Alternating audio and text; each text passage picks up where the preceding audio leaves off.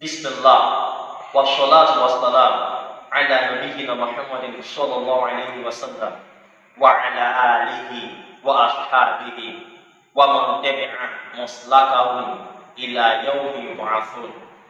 Rabbi shrah li sadri wa yassir li amri wahlul 'uqdatam min lisani yafqahu qawli. Dear brothers and sisters in Islam, I greet you with the best of greetings by saying Assalamu alaikum wa rahmatullahi wa barakatuh. Do you know that matters of life and death are not determined here on earth, but in heaven by Allah subhanahu wa ta'ala? The evidence of this would be traced to Surah Al-Jathiyah, Quran 45, verse 26, where Allah subhanahu wa ta'ala says, قل الله يحييكم ثم يميتكم ثم يجمعكم إلى يوم القيامة لا ريب فيه ولكن أكثر الناس لا يعلمون. Say, Allah causes you to live, then He causes you to die.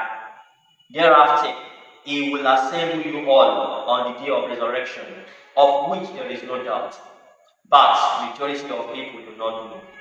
A practical instantiation of this glorious statement of Allah subhanahu wa ta'ala was a scenario of a debate that ensued between Prophet Ibrahim والسلام, and Nimrod, a king filled with pride, of which made him ascribe Godship to himself.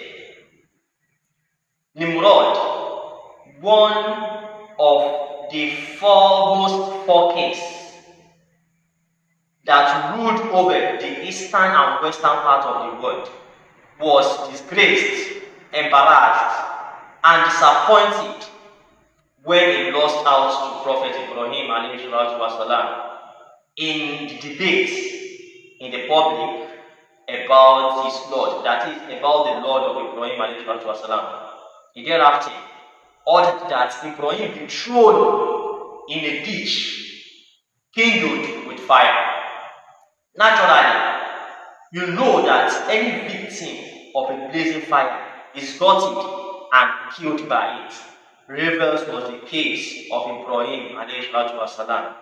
Instead, the ditch wherein fire was furiously burning became a place of comfort for Ibrahim والسلام. Ibrahim came out when the fire subsided with a bright face, while the faces of those who dug the ditch and prepared it with fire was dark as a result of the smoke of fire. Allah subhanahu wa ta'ala says in Surah Al-Anbiya, Quran 21, verse 69, قُلْنَا يَا نَارُ بَرْدًا وَسَلَامٌ عَلَىٰ إِبْرَاهِيمَ. We said, O fire, be coolness and safety upon Ibrahim.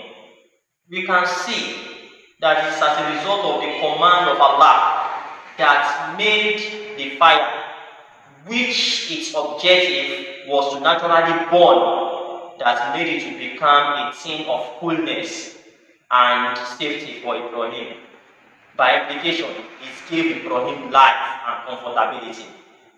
Dear brothers and sisters in Islam, the message here at the moment is that no one can kill you, even if the person threatens you that you are going to die. You cannot die except by the permission of Allah. Even at a gunshot, you cannot die except by the permission of Allah.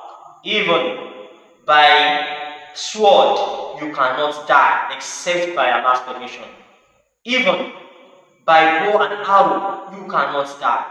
Even by magic or any fetish means of killing, polytheistic means of killing, spiritual means of killing, you cannot die except by the permission of Allah. Have you forgotten that you were not in existence? You had no life, but Allah Allah brought you to life. It means that since no one has the ability to bring something which was not in existence to exist, since no one has that ability to do that, it means no one has the ability to cause you who is already living to die. That is the message.